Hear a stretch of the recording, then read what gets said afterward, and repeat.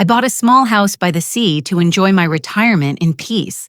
One afternoon, my daughter called me and said, "Mom, I need you to stay in the shed for a few days. We're going to use the house for a party with my friends. If you embarrass me, I'll send you to a nursing home." I laughed and said nothing, but I did do something. Don't forget to subscribe to the channel and comment where you're watching from. The phone rang while I was replacing the curtain rod in the upstairs bedroom. My hands were dusty with plaster, my knees aching from standing on the stepladder for too long. I'd turned 66 3 weeks earlier alone with a slice of grocery store cake and a cup of chamomile tea. No one had called that day either. "Mom." Megan's voice came through sharp and hurried the way it always did when she wanted something. "I need the house." I climbed down, carefully steadying myself against the wall. Through the window, I could see the ocean stretching flat and gray under the afternoon clouds. The gulls were circling low, their cries piercing through the glass. This house, my house, sat at the edge of Cedar Point, Massachusetts, where the old fishing warehouses had been converted into narrow, salt-weathered homes. I'd bought it with every penny of my teacher's pension and the savings I'd squirreled away over 40 years of careful living. It wasn't grand. The stone walls held dampness, and the pipes groaned when the temperature dropped. But it was mine. "What do you mean you need the house?" I asked, pressing the phone to my ear with my shoulder while I gathered the tools scattered across the floor. "For the launch party, my new consulting firm. I told you about it, didn't I?" She didn't wait for my answer. "We're doing the official opening event next Saturday. Clients, investors, local business people. It's a big deal, Mom, and your place is perfect. That whole seafront thing, very authentic, very New England. People will love it." I sat down on the edge of the bed, feeling the familiar tightness in my chest that came whenever Megan called with plans that involved me, but weren't really about me. "Megan, I live here. This isn't a venue. I know that," she said, her tone sharpening. "That's why I'm calling ahead. You can stay in the shed for a few days. The annex, it's got heat now, right? You fixed it up last summer. The shed." She meant the small storage building attached to the back of the house where I kept gardening tools, old paint cans, and boxes of books I hadn't unpacked yet. I'd added a space heater and a cot this past summer when my neighbor's grandson needed a place to crash for a weekend, but it was hardly habitable for more than a night or two. "Megan, that's not Mom, please." Her voice dropped into that pleading register she used when she wanted to sound reasonable. "Don't make this difficult. This is important for my career. You know how hard I've worked to get this off the ground, and it's just a few days. You can come back after the weekend." I looked around the bedroom. I'd spent 2 months stripping the old wallpaper painting, the walls a soft cream color, finding the vintage brass lamp at an estate sale. Every corner of this house carried my effort, my vision. I'd moved here 8 months ago after selling the cramped apartment in Worcester where I'd lived for 30 years, where every surface reminded me of the life I'd built and then watched crumble when my husband left me for his dental hygienist. That apartment had become a mausoleum of disappointment. This house was supposed to be my resurrection. "What if I say no?" I asked quietly. There was a pause. Then Megan's voice came back harder, colder. "Mom, I'm not asking you to move out permanently. I'm asking for one weekend. But if you're going to be difficult about this, if you're going to embarrass me in front of my colleagues and clients, then maybe we need to have a different conversation about whether this house is really the best place for you, whether you're managing okay out here alone." The threat hung in the air between us, unspoken, but clear. The nursing home. She'd mentioned it before, casually during her last visit, how her friend's mother had adjusted beautifully to assisted living, how it was really more like a community than an institution. I'd seen the brochures she'd left on the kitchen table, glossy pages full of smiling elderly people, playing cards and doing watercolor paintings in supervised art rooms. "I'll stay in the shed," I said. My voice sounded distant, like it was coming from someone else's throat. "Thank you," Megan said, her tone brightening immediately. "I really appreciate this, Mom. And listen, don't make a scene, okay? Stay out of sight during the party. I don't want you wandering around in your gardening clothes or whatever. This is a professional event. Image matters." She hung up before I could respond. I sat there holding the phone, staring at the wall I'd so carefully painted, feeling the house around me. My house suddenly become foreign territory.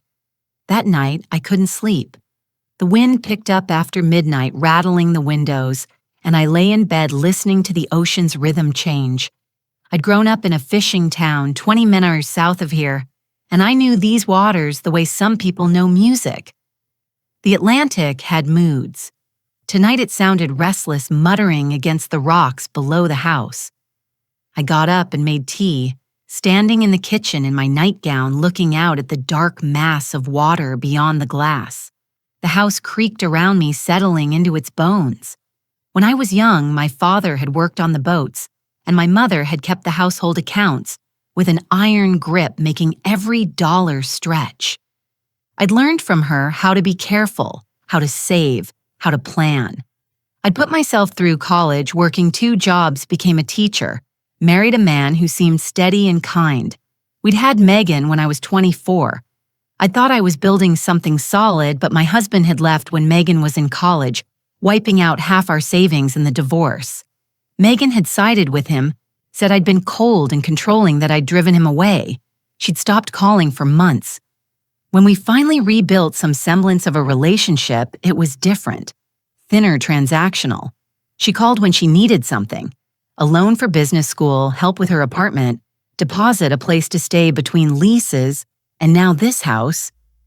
I'd thought that when I bought this place, when I finally had something that was truly mine, something no one could take or divide or claim half of, I'd feel safe. But standing in the kitchen that night, I realized I'd been wrong. Safety wasn't about ownership, it was about power, and I had none. The next morning, I walked down to the harbor. It was early, the sun barely up the docks, slick with overnight rain. A few fishermen were already at work preparing their boats, their voices carrying across the water. I stopped at the end of the pier and stood watching the horizon. "Storm coming," a voice said beside me. I turned to see Andrew, one of the old-timers who kept a small boat moorowed nearby.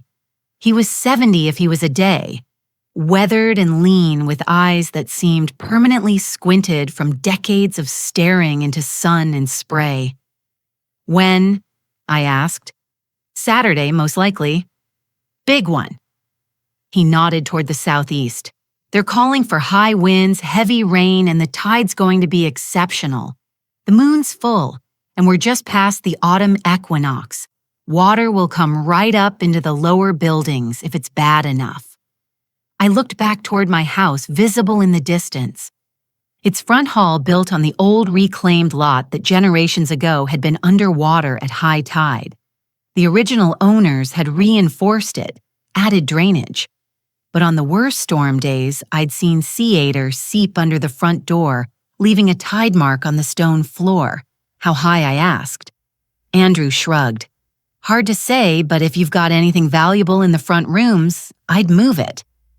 I thanked him and walked back slowly, my mind working. Saturday, the day of Megan's party, the day she wanted me invisible, tucked away in the shed, like an embarrassing piece of old furniture. By the time I reached the house, the idea had already taken root. I spent the next few days preparing, moving quietly through the rooms, like a ghost in my own home. I carried my favorite paintings upstairs wrapped in old sheets. I packed my important documents, deeds, insurance papers, photographs into waterproof boxes, and stored them in the attic. I locked the doors to the upper floor and pocketed the keys. I moved my grandmother's china, my books, everything that mattered away from the front hall where Megan planned to hold her party. She arrived on Friday afternoon with a van full of rental equipment and 2 assistants who looked at the house, with the calculating eyes of people staging a performance. Megan barely glanced at me. "The caterers will be here at 8 tomorrow morning," she said, directing her assistants to start unloading chairs. "The party starts at 2. I need you gone by noon, Mom. And remember what I said. Stay in the shed. Don't come out. If I see you wandering around, we're going to have problems." I nodded, mute, watching them transform my living room into an event space. They pushed my furniture against the walls, covered my floors with protective plastic-hung strings of lights across the ceiling. By evening, the house looked like a stage set, beautiful and impersonal. That night, I checked my phone one more time. The weather alert was clear. Severe storm warning. High winds, heavy rain, coastal flooding expected. Peak tide at 2:47 p.m., exactly when Megan's party would be in full swing. I packed a small bag, closed my phone, a thermos of coffee. I wrote a note and left it on the kitchen counter where Megan would see it. "Gone for a walk. Be back later." Saturday morning, I left before anyone arrived. I walked through the damp streets to the cafe 3 blocks away, the one with the big windows overlooking the harbor. I ordered coffee and sat down at a table where I could see my house in the distance. And then I waited. The sky was already darkening. The cafe smelled like burnt coffee and cinnamon rolls. I sat by the window, my hands wrapped around a mug that had gone lukewarm an hour ago. Outside, the wind had begun to pick up, sending scraps of paper and plastic bags tumbling down the street. The sky had turned the color of old bruises, purple and gray, pressing down on the town like a hand. From where I sat, I could see my house clearly. Even from 3 blocks away, I could make out the white rental vans parked outside, the people moving back and forth, carrying equipment. Megan would be there now, directing everything, making sure every detail was perfect. I imagined her in one of her expensive outfits, probably the green dress she'd worn to her last corporate dinner. Her hair blown out straight, her makeup flawless. She'd always cared so much about appearances. The cafe owner, a woman named Rita, who I'd come to know over the past few months, refilled my cup without asking. "You okay, Alice? You've been sitting here for hours, just watching the weather," I said. She glanced out the window and frowned. "It's going to be a bad one. They're saying it might be the worst tide we've had in 5 years. You should probably head home soon. Get everything battened down." I nodded but didn't move. Rita lingered for a moment, then went back behind the counter. A few other customers had trickled in.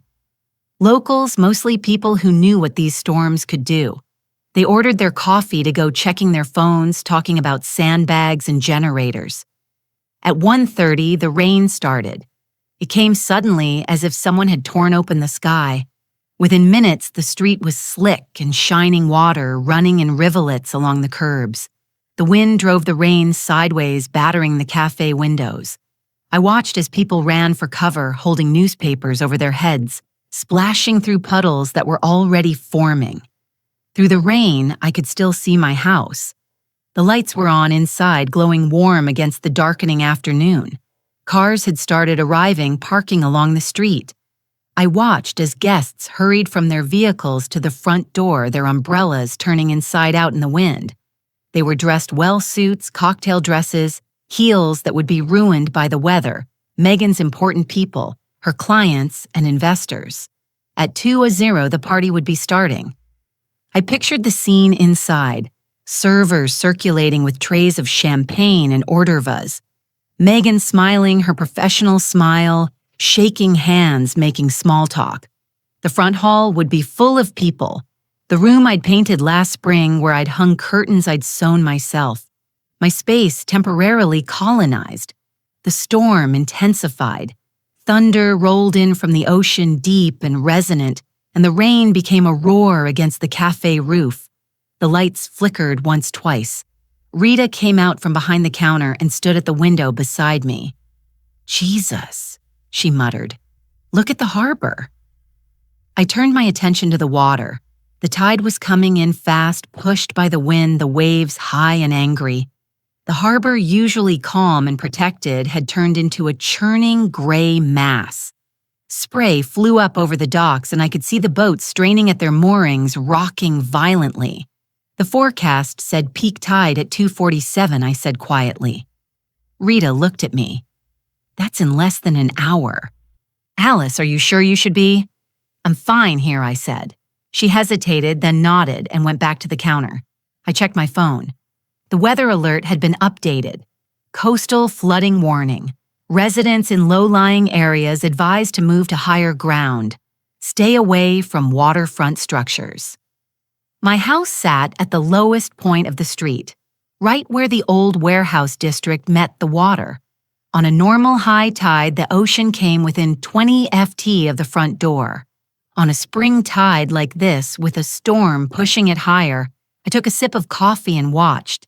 At 2:30, I saw the first sign of trouble. Water had begun pooling in the street in front of my house. Not just rain, but sea, aider dark and thick with debris. It spread slowly at first, a sheen across the pavement. But within minutes, it was deeper, ankle-high, then higher. The parked cars along the curb began to look like boats at anchor. Inside the house, the party continued. I could see shadows moving behind the windows, the shapes of people talking, laughing, unaware. Or perhaps they'd noticed the weather but assumed they were safe inside. People always assume that. They believed walls were enough. At 2:45, the sea came for them. It happened faster than I'd expected, even knowing what was coming. The water in the street suddenly surged, pushed by a massive wave I could see rolling in from the harbor. It hit the front of the house like a fist, a wall of dark water that smashed against the door and windows. For a moment, everything seemed to hold, and then the front door gave way. From where I sat, I couldn't hear the screams, but I could imagine them. I watched as the water poured into the house, flooding the front hall in seconds. The lights inside flickered wildly, casting crazy shadows. I could see people moving frantically, dark shapes, running, stumbling. "Oh my God," Rita said from behind me. Other customers had gathered at the window, now watching in horror. Someone said they should call 911. Someone else was already on their phone. I sat very still, my hands steady around my mug. The water kept coming. It poured through the front entrance, through the windows that the pressure had cracked, filling the hall that Megan had so carefully decorated. I thought about the rental chairs, the elaborate buffet table, the sound system that had probably cost thousands to rent. I thought about the white tablecloth I'd glimpsed yesterday, the crystal glasses, the ice sculptures shaped like dolphins that Megan's assistant had been so excited about. All of it drowning. People began emerging from the house, forcing their way through the front door against the current. They stumbled into the flooded street, soaked and desperate. I could see them clearly now, men in ruined suits, women who'd lost their shoes, everyone drenched and wild-eyed. Some fell into the waist-deep water. Others clung to the porch railing, trying to help those still inside. And then I saw Megan. She came out like a fury, her green dress plastered to her body, her hair hanging in wet ropes around her face. Even from a distance, I could see that she was screaming, her mouth open wide, her arms gesturing wildly. She turned back toward the house, trying to go back in, but someone grabbed her, one of her assistants, I thought, and pulled her away. The water was still rising. It had reached the middle of the front hall's windows now, and through the glass I could see objects floating, chairs, cushions, what looked like serving trays. The lights finally died, leaving the house dark, except for the gray storm light coming through the windows. More people emerged, a steady stream of soaked, shocked guests. They huddled together in the street, some making calls on their phones, others just standing there in the rain, looking lost. A few tried to wade to their cars, but the water was too deep, the current too strong. They were trapped, at least temporarily, waiting for the tide to turn. Emergency vehicles began arriving. Fire trucks, police cars, their lights flashing red and blue through the rain. First responders in fluorescent vests started helping people out of the flooded area, guiding them to higher ground. Someone brought blankets. Someone else was taking names, checking for injuries. Through it all, Megan stood in the middle of the street staring at the house. Even soaked and bedraggled, even with her perfect party destroyed, she looked furious rather than defeated. I knew that look. I'd seen it when she was a child and something didn't go her way. A birthday party canceled because of weather, a toy she wanted that we couldn't afford. She'd never learned to accept circumstances beyond her control. She'd always needed someone to blame. The rain began to ease around 3:30. The worst of the storm had passed, moving north up the coast. The tide would start going out soon, draining the water from the street from my house, but the damage was done. I finished my coffee now, completely cold, and stood up. My legs were stiff from sitting so long. Rita caught my arm as I gathered my bag. "Alice, where are you going?" "You can't go out there." "I'm going home," I said. "But the flooding, it's receding now. I'll be careful." She looked at me strangely, her eyes searching my face. "Did you know this was going to happen?" I met her gaze steadily. "I grew up here, Rita. I know these waters." I left before she could ask anything else. The street was a mess of debris and standing water. The emergency vehicles had cordoned off the worst areas, but I knew the back ways, the higher ground. I circled around, coming up behind my house, through the narrow alley that ran between the buildings. As I approached, I could see the full extent of the disaster. The front hall was destroyed, windows, cracked door hanging off its hinges, water still draining out in dark streams. The street in front was littered with the wreckage of Megan's party. Overturned chairs, broken glass, soda-in tablecloths, food scattered everywhere like the aftermath of some grotesque feast. And there, standing in the middle of it all, was my daughter. She saw me coming. For a moment, we just stared at each other across the flooded street, me dry and calm in my raincoat, her drenched and trembling with rage. Then she started toward me, splashing through the ankle-deep water that remained, her ruined heels abandoned somewhere behind her. "Where were you?" she screamed. "Why didn't you warn me?" I stopped at the edge of the water and looked at her.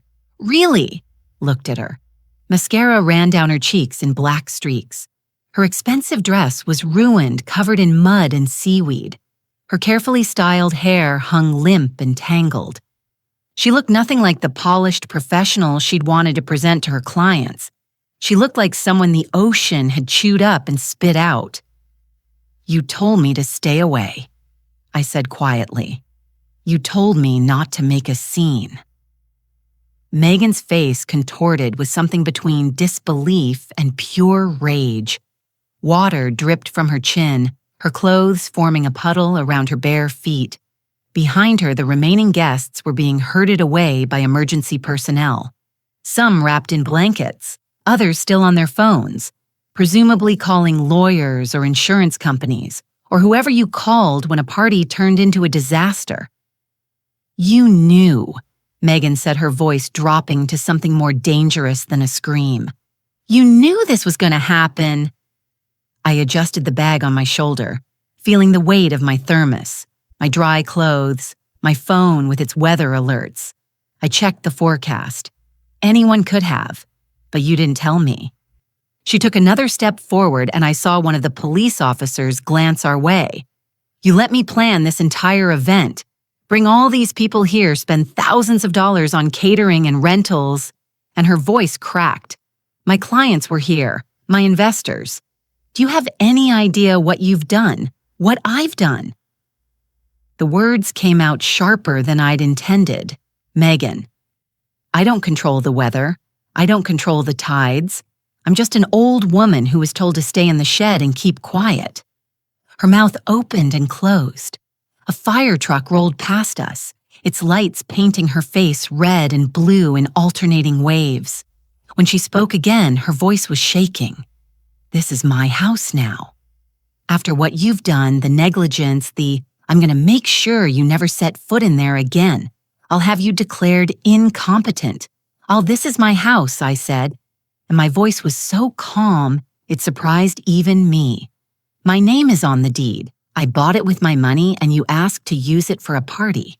I said yes. What happened after that was an act of God, Megan, or an act of the Atlantic Ocean if you prefer. You're insane. She was crying now, tears mixing with the rain and seawater on her face. You did this on purpose. You wanted to ruin this for me. You've always, she stopped, her chest heaving. You've always resented my success. Ever since Dad left, you've been bitter and small, and you can't stand that I've built something for myself. The words should have hurt. A year ago, they would have, but standing there, watching my daughter fall apart in the wreckage of her own arrogance, I felt nothing but a strange, cold clarity. Go home, Megan, I said. Get dry. Deal with your guests. I'll take care of the house. You can't just, I can. I pulled the keys from my pocket, the ones to the upper floor, the rooms she hadn't been able to access. Everything that matters to me is safe. The damage is contained to the front hall, the space you were using. Your insurance or the rental company's insurance or whoever's insurance will cover it. But this is still my house and you're no longer welcome in it. Her face went white beneath the smeared makeup. You can't kick me out. I'm your daughter. You told me to stay in the shed, I said quietly. You threatened to put me in a nursing home if I embarrassed you. You treated my house like a venue and me like an inconvenient prop to be hidden away. So no, Megan, you're not welcome here anymore. I turned and walked toward the back entrance, the one that led to the upper floors, the dry, safe part of the house where I'd moved everything that mattered. Behind me, I heard her sob, a raw sound that might have broken my heart if she hadn't already broken it so many times before. Mom, she called out. Mom, please. I didn't turn around. I unlocked the back door and stepped inside, closing it firmly behind me. Through the window, I watched as one of her assistants approached her, wrapped a blanket around her shoulders, led her away toward the remaining vehicles. She looked back once, her face a mask of shock and betrayal. I climbed the stairs to my bedroom. It was exactly as I'd left it. The cream-colored walls, the brass lamp, the bed with its quilt my grandmother had made 60 years ago. I sat down on the edge of the mattress and realized my hands were shaking. It took 3 days for the water to fully recede and for the cleanup to begin. I hired a restoration company myself, paying with my credit card, watching as they tore out the damaged drywall in the front hall, ripped up the ruined flooring, set up industrial fans to dry everything out. The rental company came for their destroyed equipment. The caterer sent me a bill that I returned with a note. Contact Megan Thorne. This was her event. Megan called 17 times in those 3 days. I didn't answer. She sent texts that progressed from angry to pleading to threatening. I read them all and responded to none. On the 4th day, she showed up at the house. I was in the garden when I heard the car pull up. I'd been planting bulbs, tulips, and daffodils that would come up in the spring long after this winter had passed. My hands were deep in the soil, the earth cold and dark under my fingernails. I heard her footsteps on the gravel path and didn't look up. We need to talk, Megan said. I pressed another bulb into the ground, covered it with soil, patted it down gently. Do we, Mom, please? I'm sorry about what I said. I was upset. The party was important to me, and when it all fell apart, she paused. I shouldn't have blamed you. I moved to the next spot I'd marked, dug another hole. The rhythm of it was soothing. Dig, place, cover, pat. Simple, productive. I spoke to my therapist, Megan continued. She said I might have some unresolved anger about Dad leaving that I might be projecting onto you. Might be, I repeated, still not looking at her. And I know I was harsh about the nursing home thing. I didn't mean it. I was just frustrated that you were being difficult about the house. I sat back on my heels and finally looked up at her. She'd clearly prepared for this visit. Her hair was done, her makeup perfect, her clothes expensive and unstained. She looked like the daughter I'd raised, the one who always knew how to present herself, how to say the right things to get what she wanted. "What do you want, Megan?" She blinked, taken aback by the directness. "I want us to move past this. I want to repair our relationship." "Why, because you're my mother. Am I stood up, brushing the dirt from my knees. "Or am I just someone useful to have around when you need something? A house for a party. A loan for business school. Someone to blame when your father decided he preferred his 25-year-old hygienist. That's not fair." "Fair." I laughed, and it came out bitter. "You want to talk about fair? I raised you alone after your father left. I worked 2 jobs to keep you in private school. I paid for your college, your graduate school, your first apartment deposit. And when I finally bought something for myself, a small house, where I could spend my last years in peace, you demanded to use it and then threatened to have me institutionalized. When I hesitated, I said I was sorry. You said the words. I picked up my gardening tools, starting toward the shed, the real shed, the storage building where everything had its place. But you didn't mean them. You're here because you want something. You always want something." She followed me. "That's not true. I love you." I stopped at the shed door and turned to face her. "Do you love the idea of having a mother, someone to perform the role when it's convenient, to disappear when it's not?" Her eyes filled with tears. They looked real this time. Not the angry tears from the other day, but something deeper. For a moment, I almost softened. Almost. "I know I haven't been the best daughter," she said quietly. "I know I've taken you for granted, but I want to do better. Let me try." How I asked, "How exactly do you want to do better?"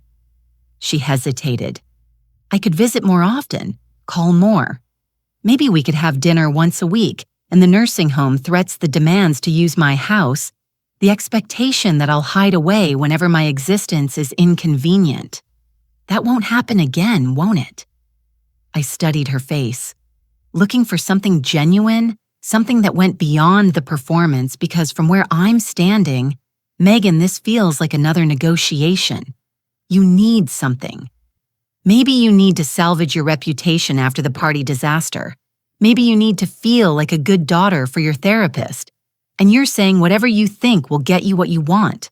That's cruel. It's honest." I opened the shed door and began organizing my tools, hanging them on their designated hooks.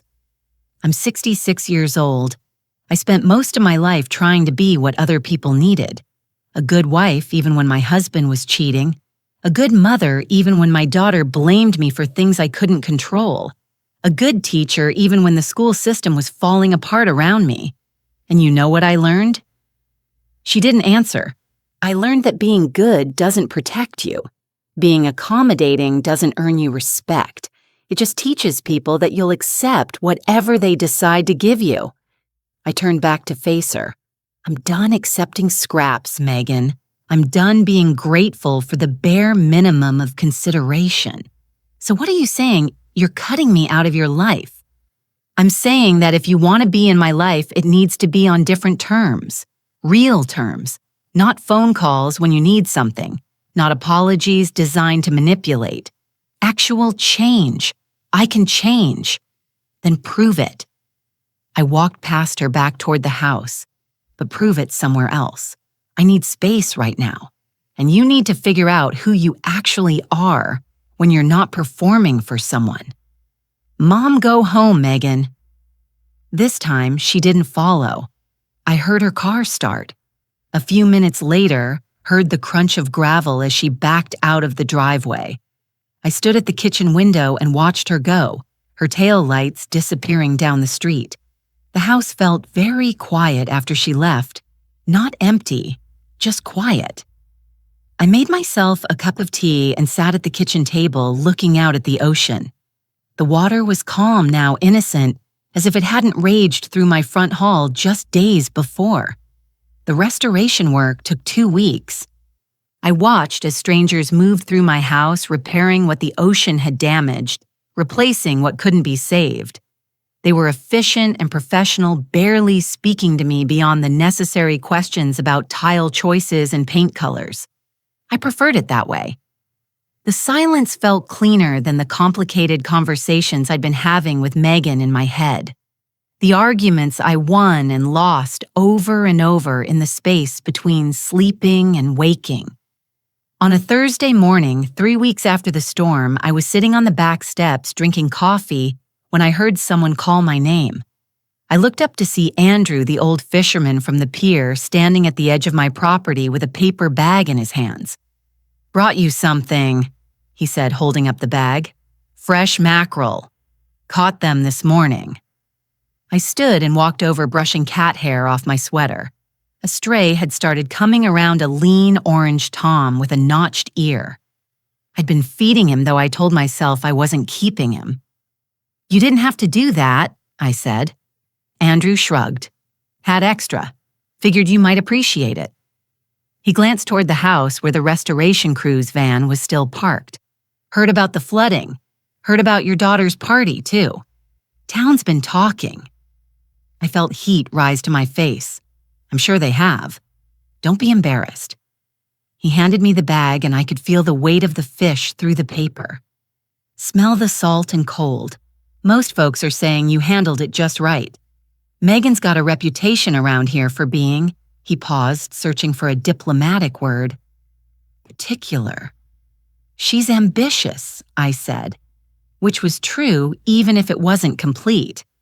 "She's a piece of work," Andrew said bluntly. "Always has been. Even when she was young coming here summers, she treated this town like it was beneath her." He scratched his chin. "Though you're different. You actually see this place." I didn't know what to say to that, so I just nodded. "Anyway," he continued, "reason I came by wasn't just the fish. My granddaughter's coming to stay with me for a while. She's having a rough time. Dropped out of college, broke up with her boyfriend, doesn't know what she wants to do with her life. She's 22 and lost as hell." "I'm sorry," I said automatically. "Don't be sorry. Be helpful." He smiled, and I saw the gap where he'd lost a tooth years ago to a fishing line accident. She needs work, something to do with her hands while she figures things out. "I thought maybe you could use some help around here. Garden workhouse, repairs, whatever you need. She's strong, good worker when she's motivated. I'd pay her wage myself, but I figured having a job might do her more good than my charity." I looked back at the house, at the garden that had gotten wild while I'd been dealing with everything else. At the shed that needed organizing, the gutters that probably needed cleaning before winter. "I can't pay much," I said. "Doesn't need to be much. She's staying with me eating my food. She just needs something to give her day structure purpose." He met my eyes. "And maybe she needs to be around someone who's figured out how to stand up for herself." That last part struck something in me. "Bring her by tomorrow," I said. "We'll see if it works." Her name was Iris, and she arrived the next morning in ripped jeans and a flannel shirt that looked like it had been through a war. Her hair was dyed an unnatural black, with purple streaks pulled back in a messy bun. She had 3 piercings in one ear, 2 in the other, and a tattoo of a compass on her inner wrist. She looked nothing like Megan at that age when my daughter had been all pearls and perfect posture. Grandpa said, "You need help." Iris said, her voice flat and tired. "I do," I replied. "Come in. I'll make coffee and we can talk about what needs doing." She followed me inside, her eyes taking in the house. The front hall was still being finished. New drywall up but not yet painted. The floor bare concrete waiting for tile. The rest of the house was intact, warm, and comfortable in the morning light. "This place is cool," Iris said, and I heard the surprise in her voice as if she'd expected something different. "My grandfather said it used to be a fishing warehouse. In the 1800s, I said, leading her to the kitchen. They stored equipment here, processed some of the catch. The upper floors were added later in the 20s when they started converting these buildings into homes. I made coffee while Iris sat at the kitchen table, her fingers drumming a restless pattern on the wood. Up close, I could see the dark circles under her eyes, the thinness of her wrists. She looked like someone who hadn't been sleeping or eating well. "So, what happened?" I asked, setting a mug in front of her. "Your grandfather said you left school." She wrapped her hands around the mug but didn't drink. "I was studying engineering. Everyone said it was a smart choice. Good money, stable career, all that. But I hated it. Hated the classes. Hated the people, hated sitting in lectures about load-bearing structures when all I could think about was how much I wanted to be anywhere else. So you left. So I failed out." She finally looked up at me, her eyes defiant. "I stopped going to class, stopped doing the work. They gave me a semester to get my act together and I didn't, so they kicked me out. My parents are furious. My mom keeps sending me brochures for community colleges and trade schools. My dad won't talk to me at all." "What do you want to do?" I asked. She blinked. What do you actually want to do with your life?" "I don't know." The defiance crumbled a little, showing something more vulnerable underneath. "I thought I wanted to build things, design things, but engineering wasn't that. It was all theory and math and computer programs. I want to work with my hands, make something real." I sipped my coffee, thinking. "My garden needs work," I said finally. "The shed needs organizing. The gutters need cleaning. And there's a fence out back that's falling apart. None of it's glamorous, but it's real work. Things you can see when you're done." "I can do that," Iris said quickly. "It won't solve anything," I warned her. "It won't tell you what to do with the rest of your life, but maybe it'll give you space to think. And maybe learning to finish something will help you figure out what's worth starting." She nodded slowly. "My grandfather said you just went through something with your daughter. He talks too much." A ghost of a smile crossed her face.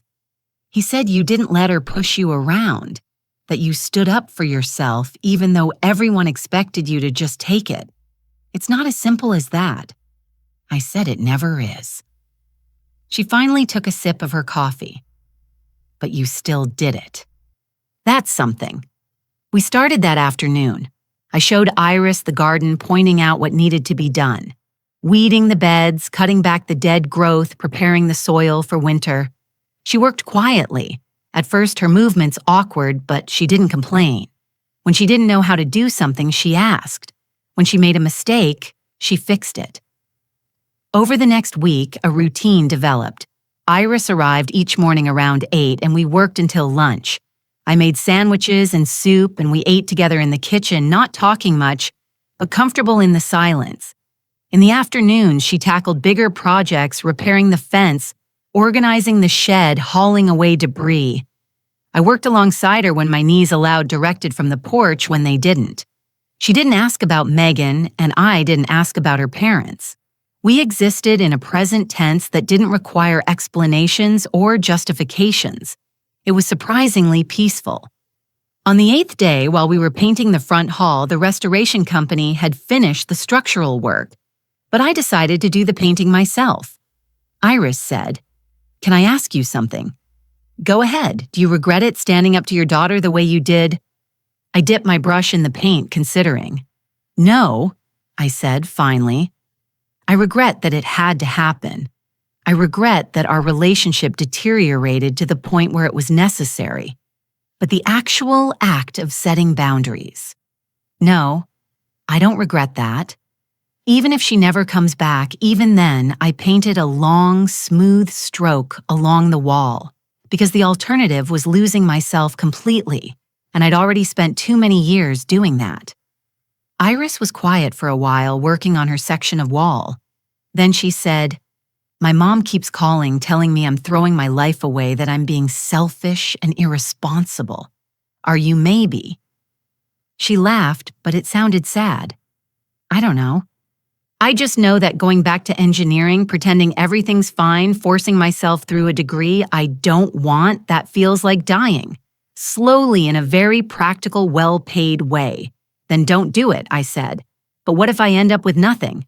What if I can't figure out what I'm supposed to do? I set down my brush and turned to face her.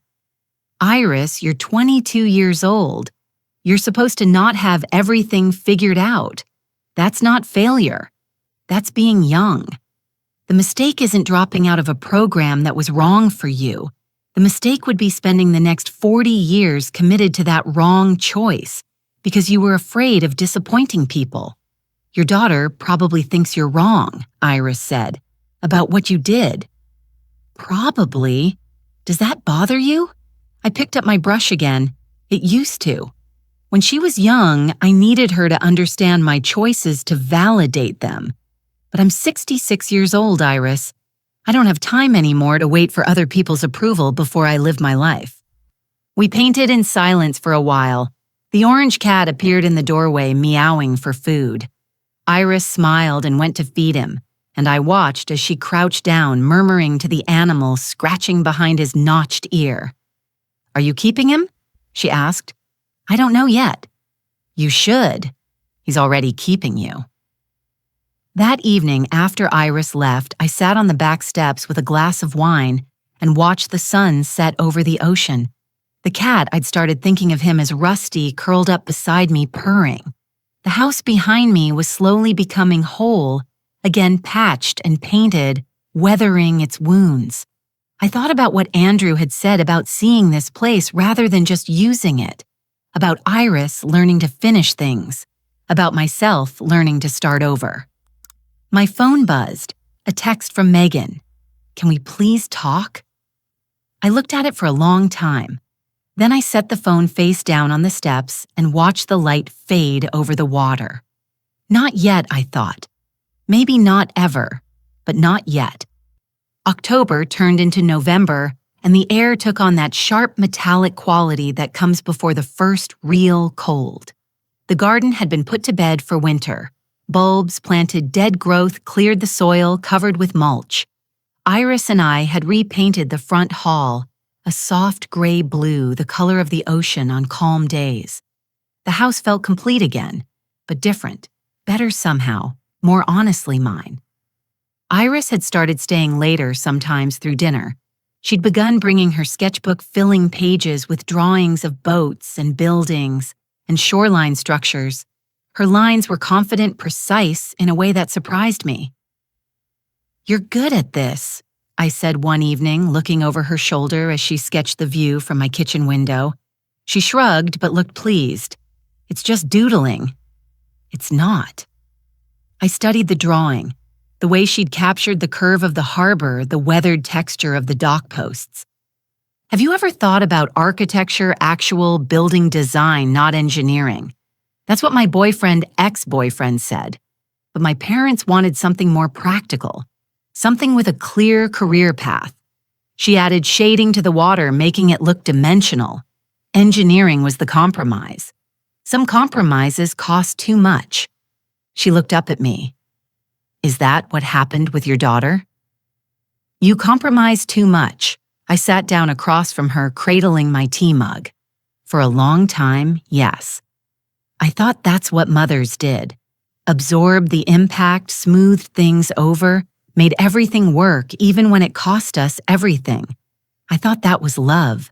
And now I think love without respect is just servitude with a prettier name." Iris went back to her drawing quiet for a moment. Then she said, "My mom came by my grandfather's house yesterday. She brought more college brochures, got into a fight with him when he told her to leave me alone. How do you feel about that guilty, grateful, angry?" She set down her pencil, all of it at once. "I hate that they're fighting because of me, but I'm also tired of being told what I should want." "What do you want?" She laughed, but it sounded frustrated. I keep asking myself that. What I know is that I like working with my hands. I like seeing something take shape. I like the work we've been doing here. It feels real in a way school never did. "Then maybe that's enough for now," I said, knowing what feels real.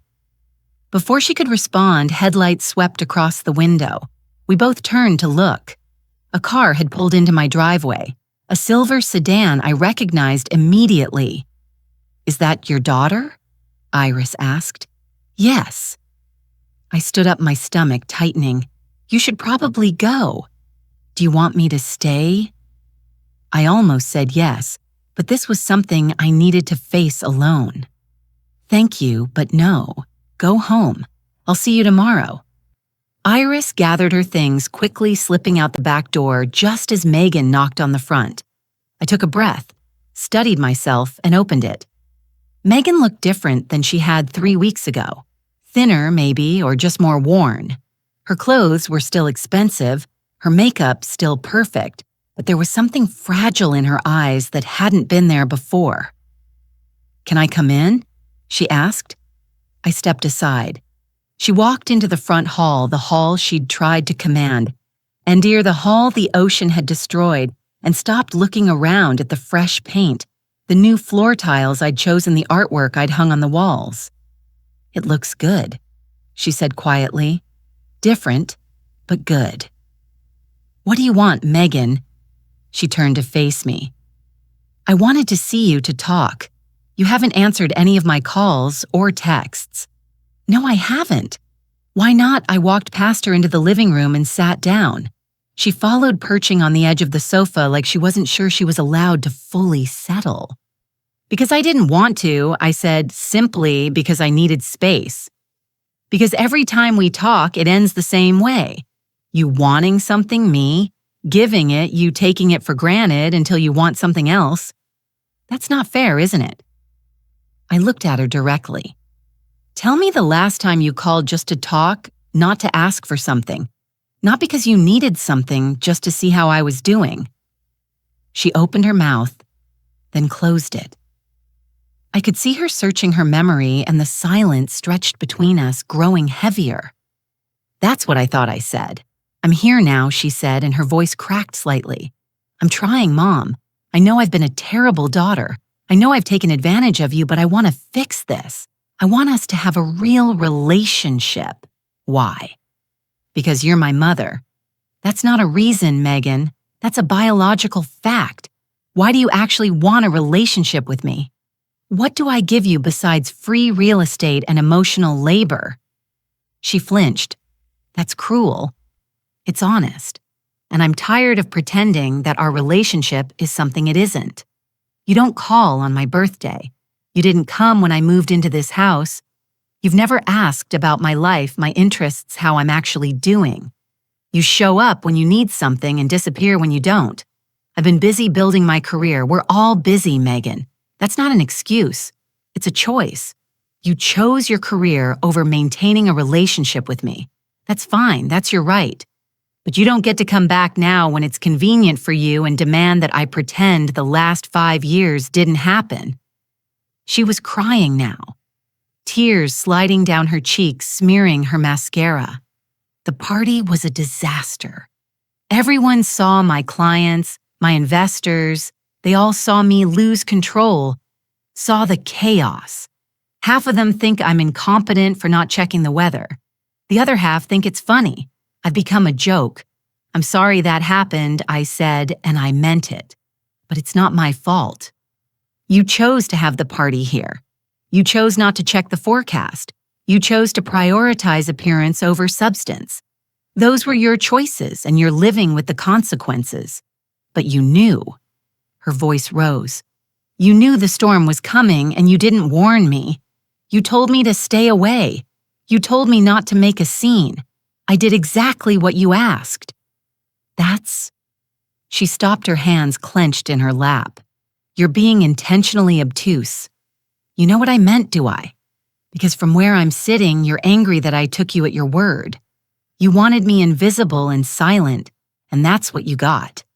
You just don't like that the consequences fell on you instead of me." She stood up abruptly, pacing to the window. Outside, the ocean was dark, barely visible under the clouded moon. "You're punishing me," she said. "No, I'm protecting myself. From what I'm your daughter. I'm not some threat." "You threatened to put me in a nursing home," I said quietly. "You called my house a shed and told me to hide there like I was something shameful. You've spent years treating me like an inconvenience, and now you're angry that I'm not willing to pretend that's okay." She turned back to me, her face blotchy and red. I said I was sorry. You said words, but nothing's changed, has it? You're still centering yourself, still making this about your feelings, your reputation, your needs. You haven't once asked how I felt when you threatened me. You haven't acknowledged the years of taking me for granted. You want forgiveness without actually changing anything. What do you want me to do? She sounded desperate now. "Tell me what you want and I'll do it." "I want you to go home," I said. "I want you to actually think about what kind of daughter you want to be. Not what sounds good, not what your therapist told you to say, but what you're genuinely willing to commit to. And then if you decide you actually want a relationship with me, a real one, with effort and reciprocity and respect, you can reach out, but not before. How long, I don't know. As long as it takes. That's not fair. You're asking me to prove myself without telling me how. Life isn't fair, Megan. You taught me that when you blamed me for your father leaving. When you sided with him even though he was the one who cheated. When you spent years punishing me for things I didn't do. I stood up suddenly, exhausted. I'm 66 years old. I don't have time to manage your emotional growth. That's your job now. She stared at me for a long moment. I could see so many emotions crossing her face. Anger, hurt, confusion. Something that might have been respect. Finally, she grabbed her purse and walked to the door. "You've changed," she said. "Yes, I don't know if I like it. You don't have to." I opened the door for her. "But you do have to accept it." She left without another word. I watched her drive away, her taillights disappearing into the darkness. Then I closed the door, locked it, and stood in the quiet of my house. Rusty appeared from wherever he'd been hiding during the confrontation and wound around my ankles, purring. I picked him up. He was getting heavier, filling out from regular meals, and carried him to the kitchen. My hands were shaking again the way they had after the storm. After the first confrontation, but underneath the shaking, was something else, something solid. My phone buzzed. A text from Iris. "You okay? Saw your daughter leave." I typed back. "I'm okay. See you tomorrow." She responded immediately. "Want me to bring coffee and donuts? The good ones from the bakery." I smiled. "Yes, thank you." Another buzz. This one from Andrew. "Iris says you had a rough night. Come by the boat tomorrow if you want. Going out for cod. Could use the company. I hadn't been out on a fishing boat in 40 years. The idea filled me with something I hadn't felt in a long time. Anticipation. "What time?" I typed. 5:00 a.m. Bring warm clothes and coffee. I set the phone down and looked around my kitchen. The sketchbook Iris had left behind was still on the table, open to her drawing of the harbor. The mug I'd drunk tea from. The chair I'd sat in while talking to Megan. The window that looked out onto the dark ocean. This was my life now. Not the life I'd planned when I was young and thought I understood how things worked. Not the life I'd built with my husband or the life I'd tried to maintain with my daughter. This was something new, still taking shape, still figuring itself out. And for the first time in years, I wasn't afraid of what that meant. The fishing boat rocked gently in the pre-dawn darkness, the engine humming beneath my feet. Andrew stood at the wheel, his silhouette barely visible against the lighter gray of the eastern horizon. I held my coffee with both hands, feeling the cold seep through my gloves, breathing in the smell of salt and diesel and fish. "Forgot how much I missed this," I said. Andrew glanced back at me and smiled. "The ocean gets in your blood. You can leave it, but it doesn't leave you." We headed out past the harbor, past the breakwater, where the gulls were already gathering out into the open water, where the swells grew larger, and the land became a dark line behind us. I'd woken at 4 nervous about being back on a boat after so many years, But as soon as we'd cast off, something in me had settled. This was where I'd grown up. These waters had shaped me before marriage, and motherhood and disappointment had tried to reshape me into something else. Iris is doing well, Andrew said as he cut the engine and began preparing the lines.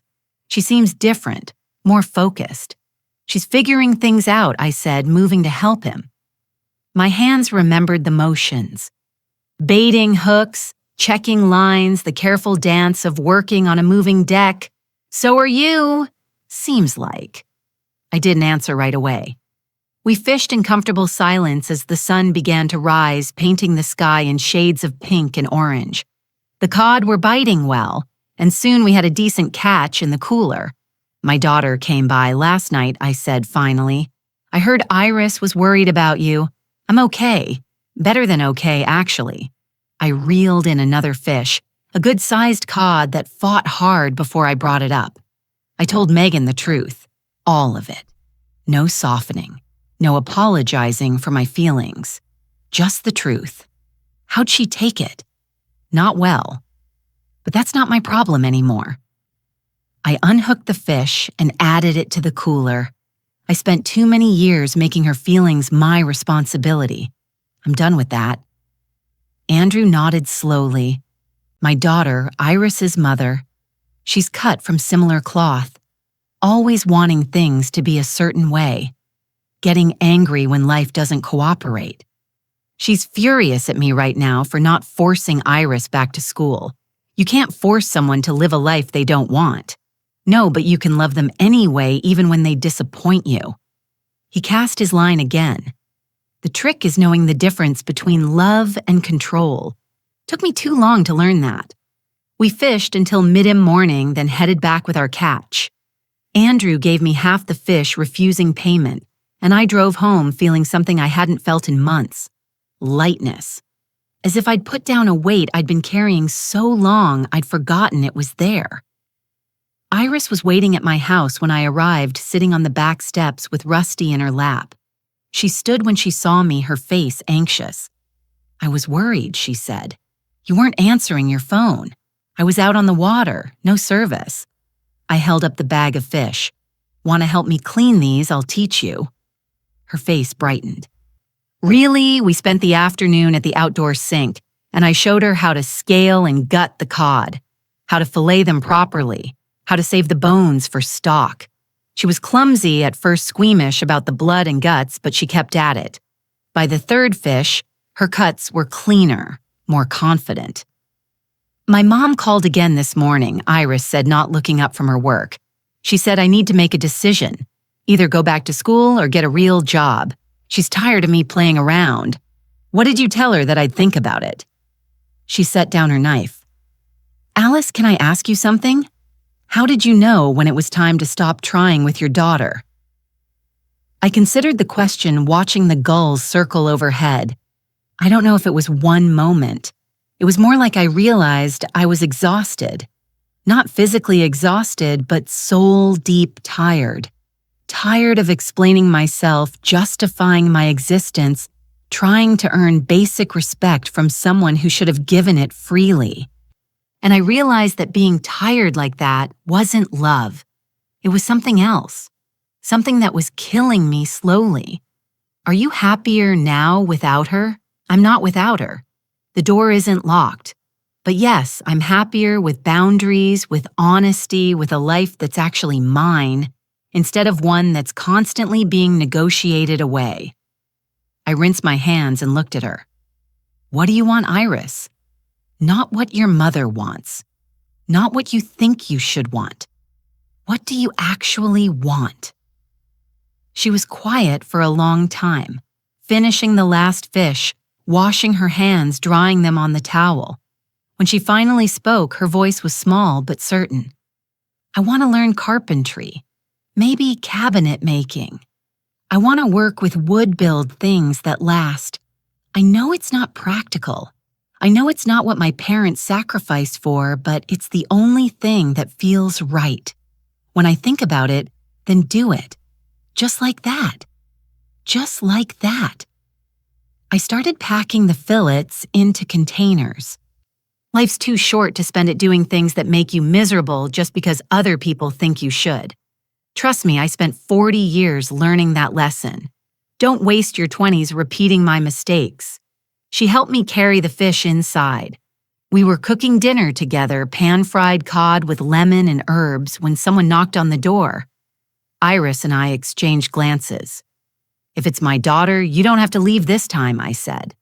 But it wasn't Megan. It was a young woman I didn't recognize, maybe 30, with a professional but nervous demeanor. "Miss Thorne," she asked. "Alice Thorne." "Yes, I'm Jennifer Watts. I'm a reporter with the Cedar Point Gazette. I'm doing a story about the storm damage along the waterfront, and I heard about what happened at your house during your daughter's party. I was hoping I could ask you a few questions." My stomach sank. "I don't think it won't take long. Just a few details about the flooding, the damage, how the community is recovering." She smiled. "Hopefully, human interest angle. People love stories about coastal resilience." "No," I said firmly. "I'm not interested. I understand you might be concerned about your daughter's reputation, but this isn't about my daughter. This is about my privacy. What happened here was private, and I'm not turning it into entertainment for your readers." Jennifer's smile faltered. "Ms. Thorne, I really think this could be a positive story. The way you've rebuilt the restoration work. It could inspire other people dealing with storm damage. Then write about someone else." I started to close the door. "Your daughter's already spoken to me," Jennifer said quickly. "She gave her version of events. I thought you might want to give yours." I stopped. "What did she say that you knew about the storm and didn't warn her? That you deliberately let her party be destroyed because you were angry about?" She checked her notes. Being asked to stay in the guest house during the event, The Shed. Megan had called it the guest house. Of course she had. I felt Iris come up behind me, her presence supportive. I took a breath. "This is what you're going to write," I said. "Alice Thorne's home sustained water damage during the October storm. She has completed repairs and is grateful to the restoration companies who helped. That's all. No party, no daughter, no conflict.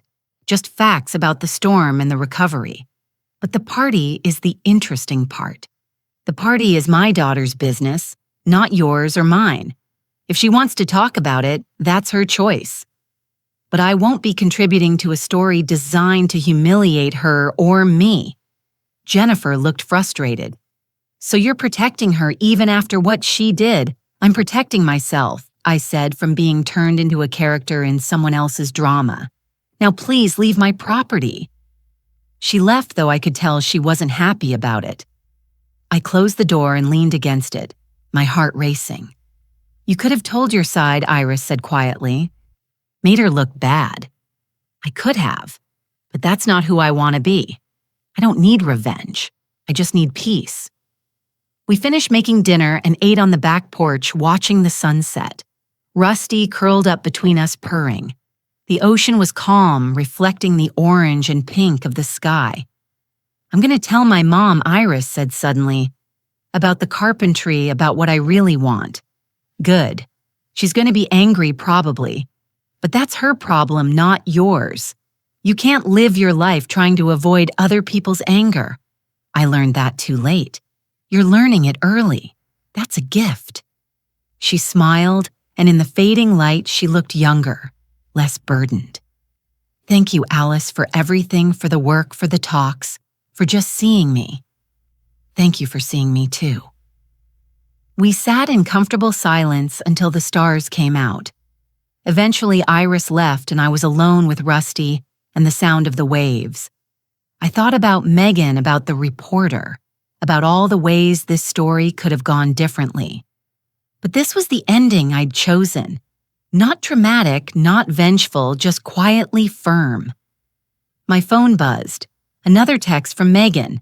The reporter said, "You wouldn't comment. Thank you for that." I stared at the message for a long time. It wasn't an apology. It wasn't a real acknowledgement of what had happened between us, but it was something. A small recognition that I'd chosen kindness even when I didn't have to. I didn't respond. Not yet. Maybe not ever. But I saved the message instead of deleting it. The next morning, I woke early and walked down to the beach. The tide was out, exposing the rocks and tidal pools, the sand smooth and unmarked. I took off my shoes and walked along the waterline, feeling the cold Atlantic soak into my feet. This was my life now, a small house by the sea, a job teaching Iris carpentry basics that I barely remembered myself, but was relearning alongside her, a friendship with Andrew and his rough wisdom, a cat who'd chosen me, boundaries that I defended without apology, peace that I'd built from the wreckage of other people's expectations. It wasn't the life I'd imagined at 20 or even at 60. It was smaller in some ways, quieter, less populated, more careful, but it was mine. Every inch of it, every choice and consequence and morning walk along the shore. In the distance, I could see Andrew's boat heading out for the day's fishing. A few other early risers were walking their dogs, collecting shells, standing in the shallow water. Normal people living normal lives, carrying their own private stories of loss and rebuilding. I stood there for a long time, watching the sun climb higher, feeling its weak November warmth on my face. Then I turned and walked back toward my house ready for whatever came next.